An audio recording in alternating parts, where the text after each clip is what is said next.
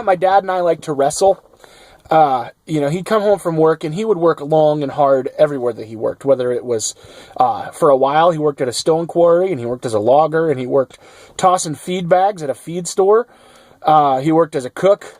And then finally he got a good job at a local factory where he made glass blocks up until he retired from there.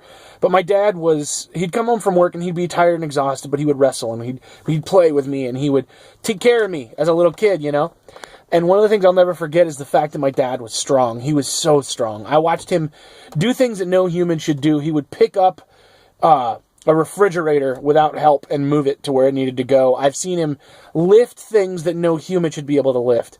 And here's where the beauty and where the power of it is that my dad would wrestle me and he could have just grabbed a hold of my head and crushed it in his hands. He was that strong. But he didn't, because he loved me. And so while he would wrestle me and he would show me his strength, he'd hold me down or he would, give me a noogie or he would, flip me around. He was always gentle. He was always careful. And I think that is honestly part of the measure of a man. If you are a man, you are fierce and you are strong and you are wild like a lion. And you have the potential in you to be able to kill and to wound and destroy.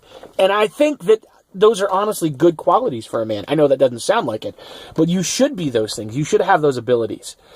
But if you're a good man, what you learn is you learn how to temper them, not tame them. Nobody wants to tame you. Well, lots of people want to tame you. I don't want to tame you. You shouldn't want to tame you.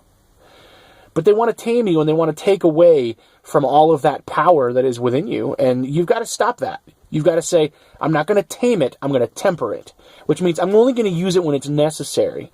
And in the meantime, I'm going to keep my rage. I'm going to keep my power. I'm going to keep my anger under control so that I can love the people around me that need to be loved. And when the time is right and when you have to defend them or you have to protect yourself or your property or the ones that you love, you can do that because you have that strength in you. So take the time to prepare and sharpen your skills and your gifts and your strength so that you can protect and defend, but make sure that you are gentle when you need to be.